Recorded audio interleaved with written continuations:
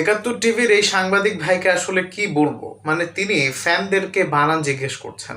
FIFA বিশ্বকাপ শুরু হওয়ার আগে থেকেই তিনি স্টেডিয়ামের আশেপাশে কিংবা যেখানে কোনো র্যালি হচ্ছে, যেখানে কোনো সমর্থক আছে, ব্রাজিলের জার্সি পরিহিত কিংবা আর্জেন্টিনার জার্সি পরিহিত কিংবা পর্তুগাল বা হোয়াট এভার যে কোনো সমর্থককেই তিনি আসলে অদ্ভুত অদ্ভুত সব কোশ্চেন করছেন। মানে একজন ফ্যান হতে গেলে আপনাকে শিক্ষিত হতেই হবে, নট নেসেসারি। একজন ফ্যান হতে গেলে আপনাকে বানান করতে পারতেই হবে, নট নেসেসারি। আপনি এটা কি ধরনের কোশ্চেন? হেক্সা বানান কি?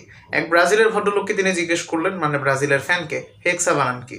মানে what kind of question is this? তিনি হেক্সা চাইছেন বা ষষ্ঠ শিরোপা চাইছেন, এটা চাইতে গেলে তাকে হেক্সা বানান করতে পারতেই হবে, এটা কতটা নেসেসারি? তার মাথায় এতটুকু আছে যে 6টা বিশ্বকাপ হলে হেক্সা হয়, এটাই গুরুত্বপূর্ণ, এর বেশি কিছু তো দরকার নেই।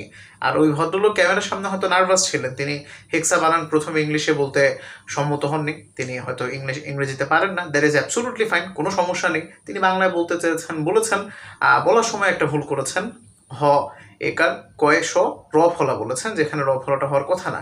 তো এটা বলার পরে তিনি একটু পরে তিনি বুঝতে পেরেছেন যে র ফলাটা কোত্থেকে আসলো। তিনি আবার এটাও জিজ্ঞেস করছেন ওই সাংবাদিক ভাই যে র ফলাটা কোত্থেকে আসলো, হয়েছে বানান? পাশে আবার কাউকে জিজ্ঞেস করছেন, অন্য পাশে আরেকজন চাচা আবার বলছেন না হয়নি।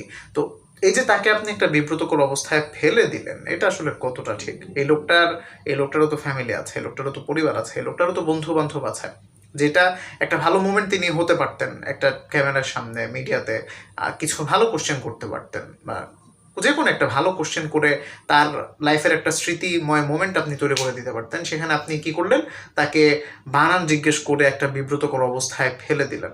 মানে একজন ফ্যান হতে গেলে তাকে এডুকেটেড কেন হতে হবে? মানে একটা বানান পারা না পারা দিয়ে তো একটা মানুষের এডুকেশন মাপা যায় না। হতে পারে এই লোকটা এখন একটা বিব্রতকর সিচুয়েশনে পড়বেন, তার বন্ধুরা তাকে হয়তো পচাবে, তার বন্ধুরা তাকে নিয়ে মজা করবে, আরে তুই হেক্সা বানান পারলি না, এত সহজ একটা। তো লাইফ টাইম ট্রমাতেও চলে যেতে পারে এই লোকটা, আমরা জানি না, হু নোস, একটা ছোটোখাটো বিষয় থেকেও তো অনেক বড় কিছু হয়ে যায়।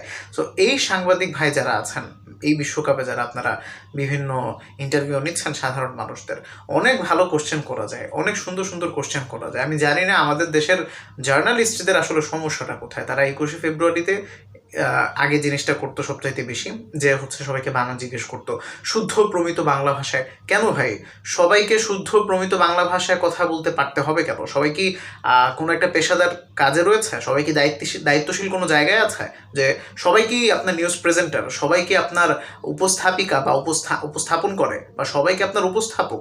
সবাই কি আপনার এমন কোনো পেশায় আছে যেখানে তাকে রিকোয়ারমেন্ট হিসেবে বলে দেওয়া হয়েছে আপনাকে শুদ্ধ প্রমিত বাংলা ভাষায় কথা বলতে পারতে হবে, প্রমিত উচ্চারণে কথা বলতে পারতে হবে, একেবারে সবগুলো শব্দ দেশি শব্দ ব্যবহার করতে হবে, কোনো ইংরেজি শব্দ ব্যবহার করা যাবে না, কোনো সংস্কৃত শব্দও ব্যবহার করা যাবে না, খাঁটিতে আপনার চন্দ্রবিন্দুর এই যে আমি উচ্চারণটা করলাম, এই চন্দ্রবিন্দুটাও আপনার স্পষ্ট হতে হবে।